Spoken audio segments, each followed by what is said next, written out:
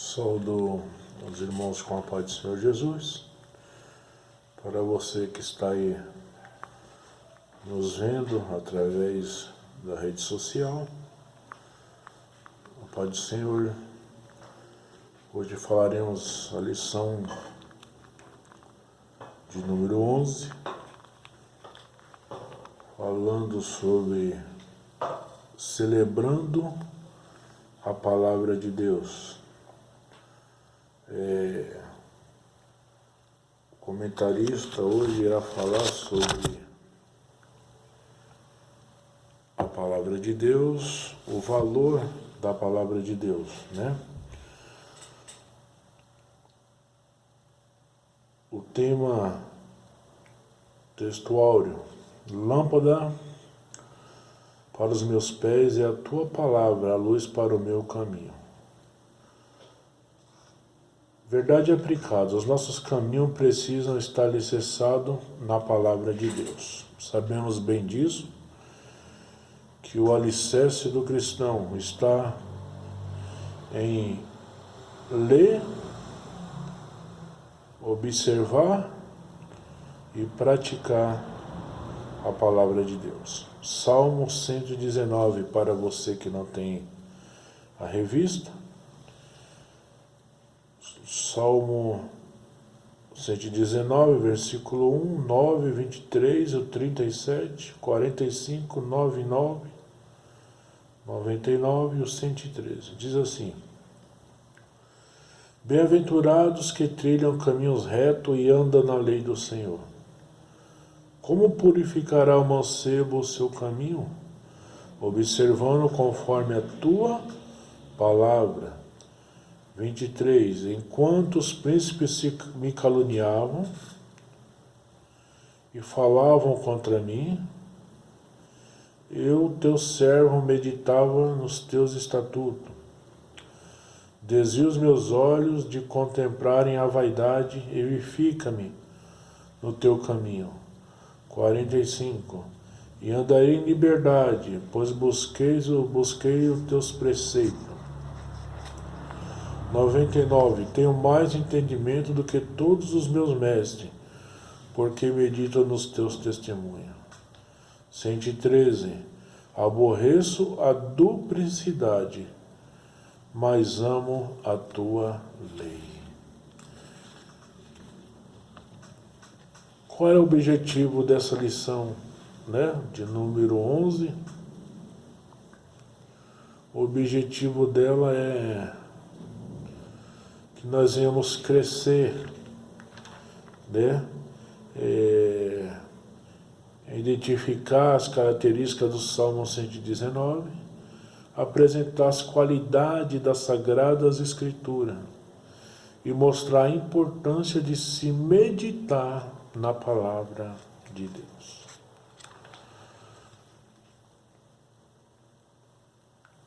Introdução.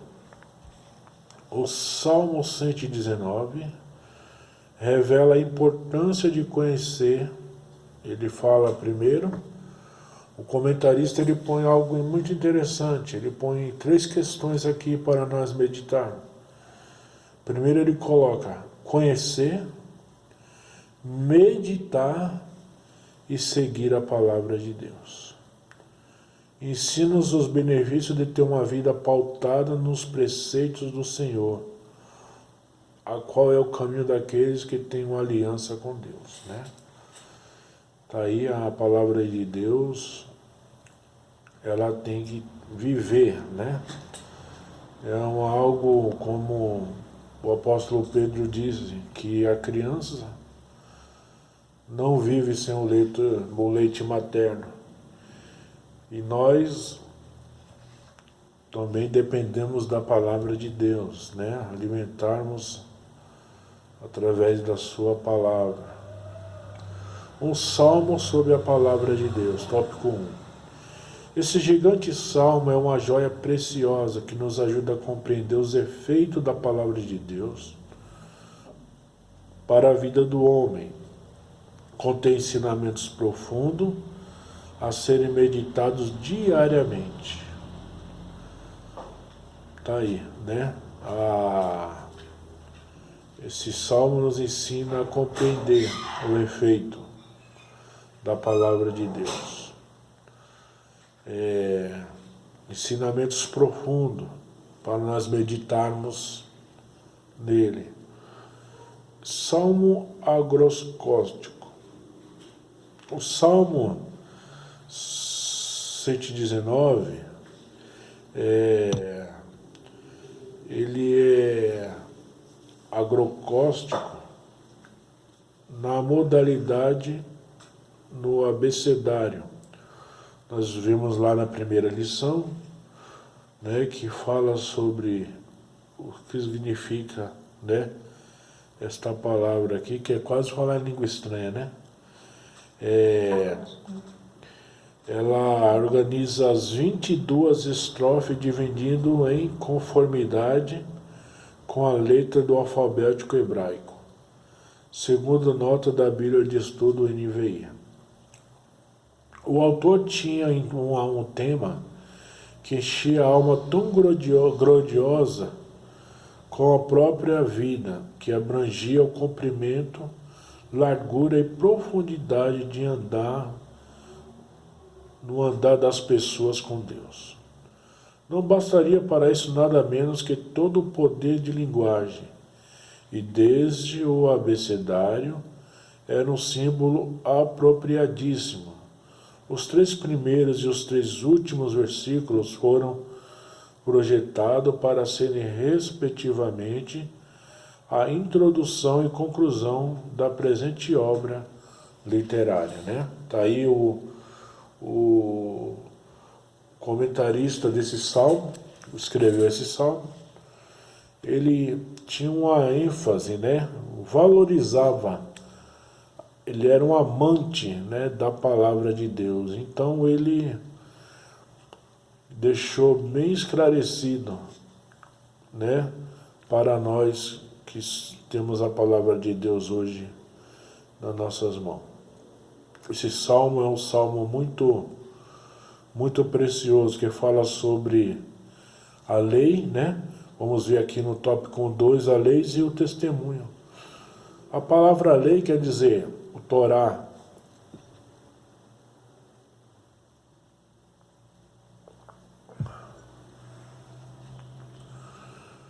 Nós vemos aqui que é o primeiro termo utilizado pelo salmista para designar a palavra de Deus, e anda na lei do Senhor. A palavra de Deus é uma ordenança estabelecida por Deus. Os irmãos veem no Salmo 1 que fala, o Salmo 1 ele relata que na tua lei, né, meditarei de dia e de noite. Então está ali, o Salmo de número 1 já começa falando sobre a lei, né, sobre o Torá, né.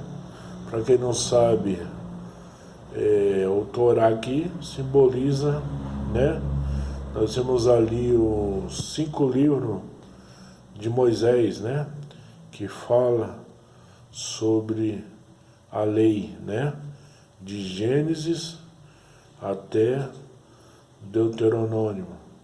E nós vemos aqui, a palavra de Deus é uma ordenança estabelecida por Deus. Então a gente tem que respeitar, amar e ter prazer na palavra de Deus, porque não é do homem, né? O homem pode até ter escrito, né? A gente vê a pessoa, não, mas foi o homem que escreveu.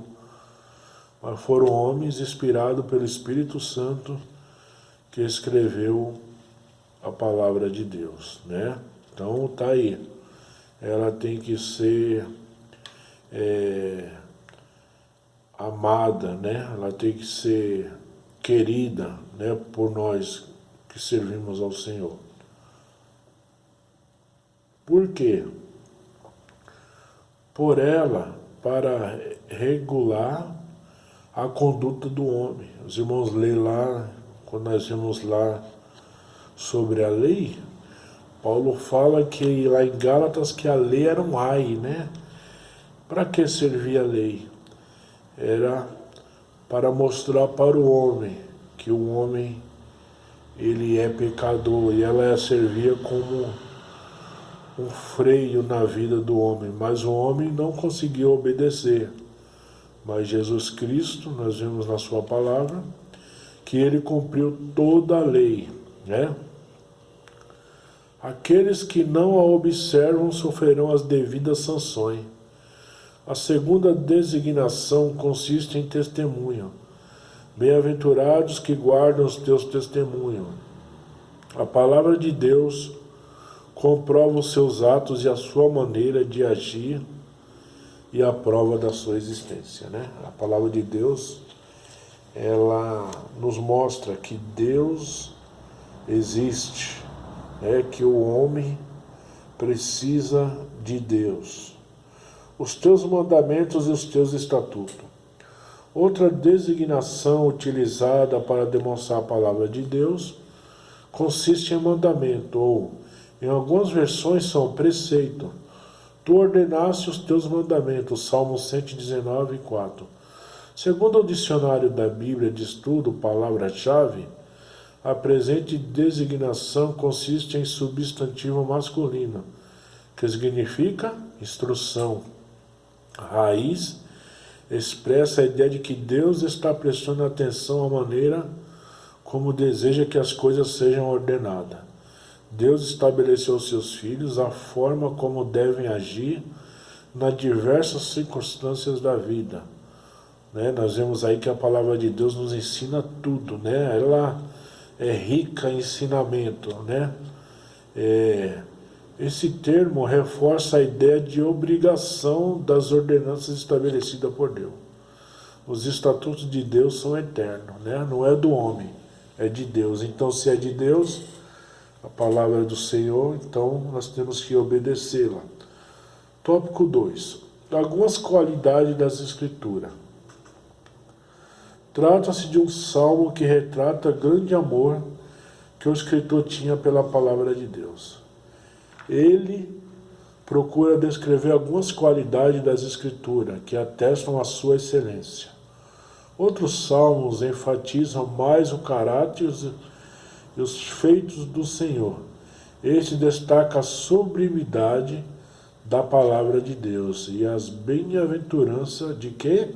De observá-la. Né? Alguns salmos falam sobre adorar ao Senhor, né? Louvar ao Senhor, esperei com paciência no Senhor, né? Apressa-te, ó Deus, mas esse daqui, ele fala sobre a palavra de Deus, como nós temos que observá-la. E fala, tópico 2, justiça. Uma das qualidades da lei do Senhor é a justiça. A justiça está ligada à ideia de legitimidade. O salmista afirma que o juízo de Deus não estão amparados apenas na legalidade, mas também na legitimidade. A legalidade fala de seguir determinados procedimentos. Já a legitimidade fala de observar determinados valores. Podemos ter leis que seguem o procedimento, mas não observam os valores da sociedade em que foram inseridas. Não bastante, a lei do Senhor é justa. Ela expressa a bondade e a benignidade de Deus para com a sua criatura. Nosso Deus é um Deus de bondade, benigno.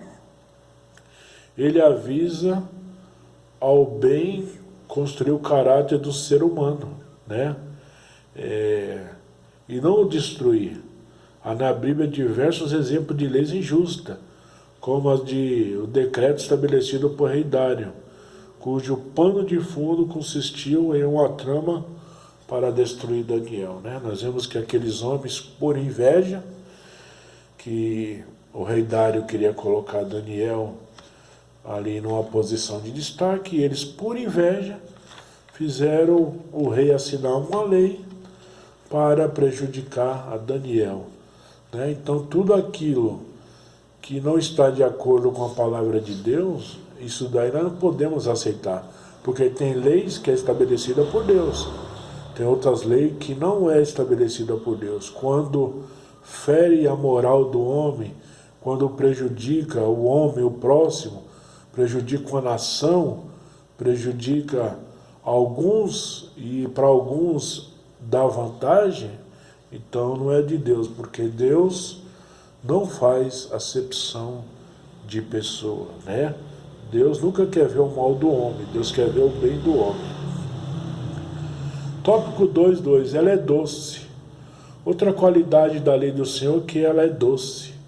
A lei do Senhor não é amarga, azeda, ácida. A lei do Senhor traz contentamento, alegria.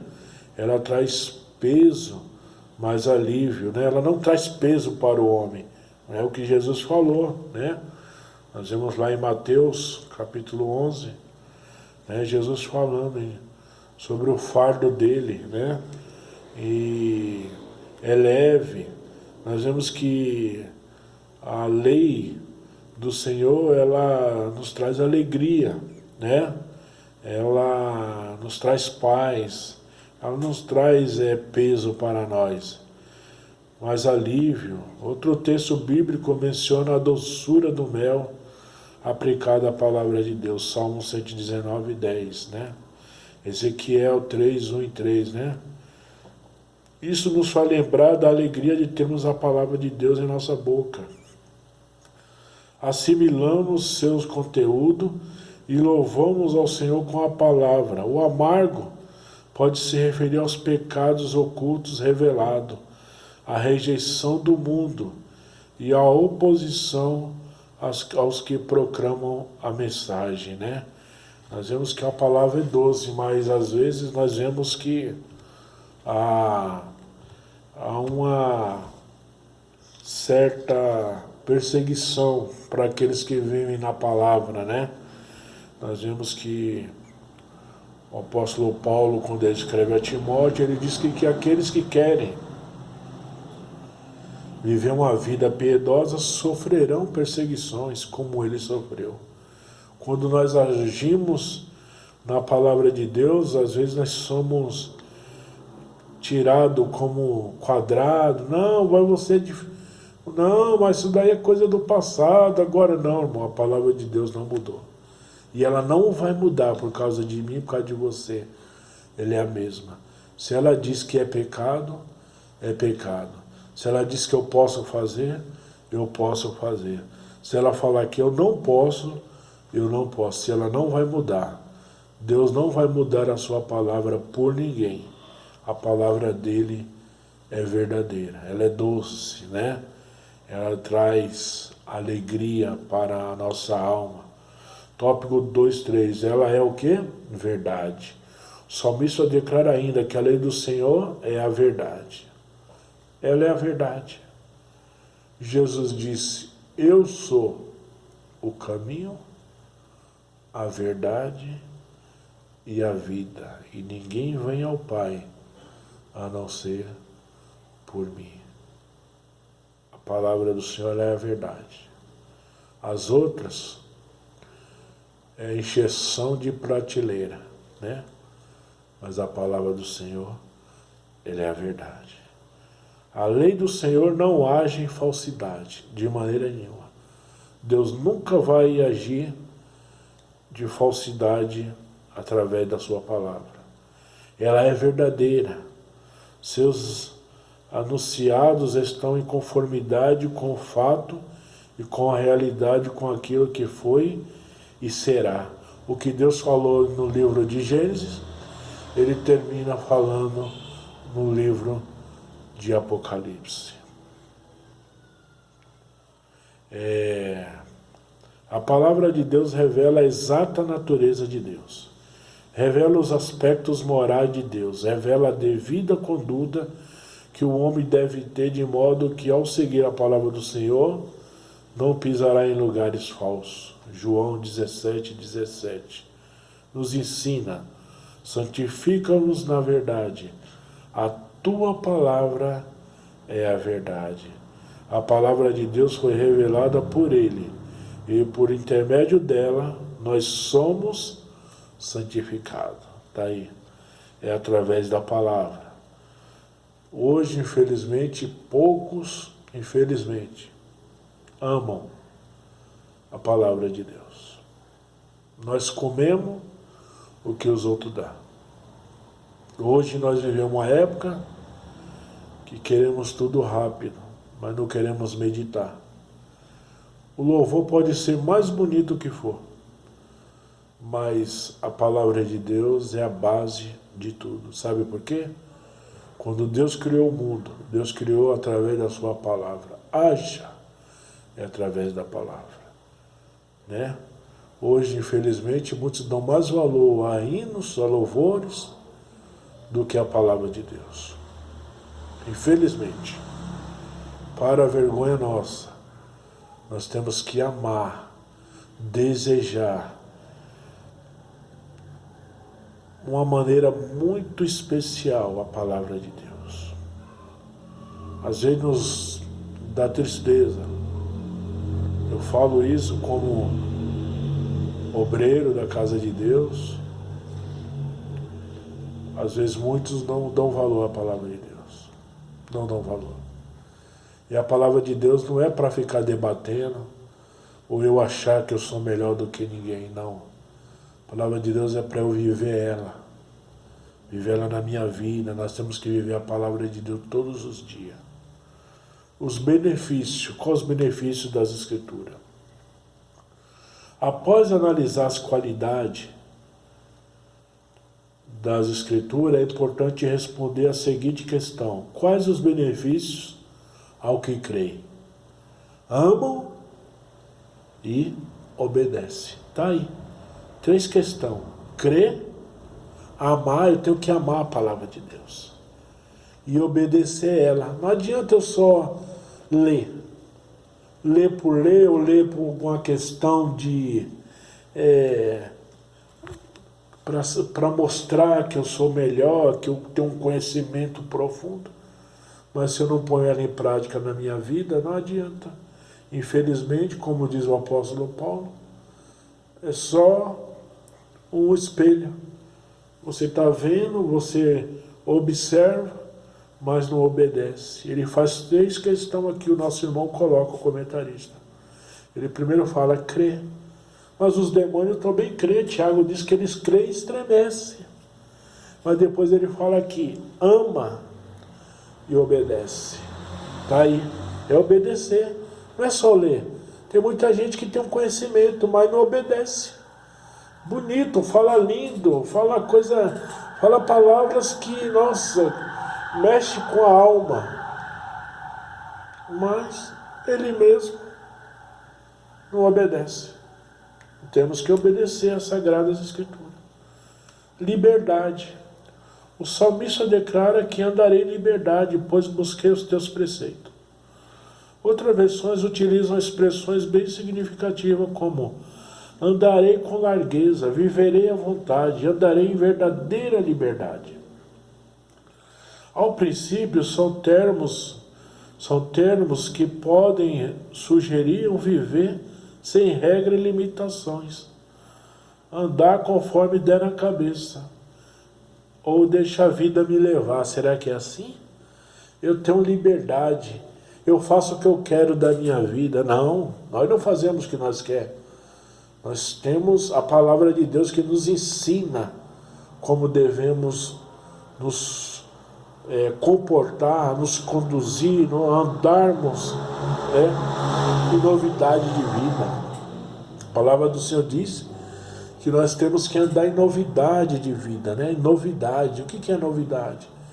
É cada dia eu melhorar, né? Eu faço o que eu quero, ninguém manda em mim, né? Pastor não manda em mim, o ministério não manda em mim, ninguém manda em mim. Quem não manda em você, irmão? Você tem um dono, eu tenho um dono. E a palavra de Deus nos ensina, a palavra de Deus ela é a nossa base de fé, de regra, né? Como nós devemos andar. Não dá aí na cabeça, deixa a vida me levar. Não, de maneira nenhuma. Contudo, uma reflexão honesta e não precipitada à luz das Escrituras revela que esta liberdade é justamente resultado de eu viver procurando seguir os preceitos do Senhor. Trata-se da verdadeira liberdade operada por Jesus. A liberdade descrita por Paulo lá em Romanos 8, 21 e Gálatas 5, 1. a Bíblia Vida Nova, é um erro grave pensar que aqueles que obedecem à palavra de Deus têm a mente estreita e vida fechada. Não. Nós somos cristãos, nós temos total liberdade, né? Mas essa liberdade não dá o direito de fazer o que eu quero, de maneira nenhuma, né? Não dá o direito de eu fazer, de você fazer o que você quer da sua vida, não, de maneira nenhuma, né? Ela traz estabilidade. 3:2. Estabilidade consiste em equilíbrio, firmeza, permanência, durabilidade. É a qualidade do que é firme. O ser humano, ao estabelecer as suas alianças, busca ter o quê? Estabilidade. Seja no relacionamento, seja na profissão ou em outro aspecto da vida. Embora a estabilidade proporcione conforto e segurança, o fato é que as relações humanas podem mudar em um piscar de olho, por diversos fatores. A relação com Deus é diferente, né? A relação minha com Deus, você e Deus, é diferente. Deus nos trata porque pela minha posição, pelo que eu tenho, por dinheiro. Não, Deus não trata nós assim. Ele nos ama, né? Nos ama da maneira que nós somos, né? A relação com Deus é diferente. O salmista descreve que continuava a meditar nos estatutos de Deus, ainda que os príncipes se reunissem para destruí-lo. Davi, no meio da luta, ele fala, não, eu estou firme, né? Não vou mudar. Tem gente que muda, né? Como diz aquele provérbio, Maria vai com as outras. Fulano mudou. Eu mudo também, porque ele mudou e conseguiu. Não, não é assim, né? Nós não podemos mudar. A palavra de Deus ensina-nos a ficar firme, né? Ele fala que os príncipes se reuniam, ou seja, ainda que a circunstância pareça querer afetar-me, continuo a meditar nos estatutos do Senhor. É um dos grandes desafios do tempo presente, a capacidade de permanência. Qualquer coisinha já muda, né? Qualquer ventinho, né? Qualquer ventinho ele já... Por quê? Porque não está firme na palavra. Tem que estar firme na palavra, né? Nosso tempo já tem sido caracterizado pela liquidez. As relações estão sempre em constante mudança. O salmista nos ensina sobre a importância de não nos desviarmos da palavra de Deus. Mesmo quando em turbulência ao nosso redor, a palavra de Deus ela não vai passar.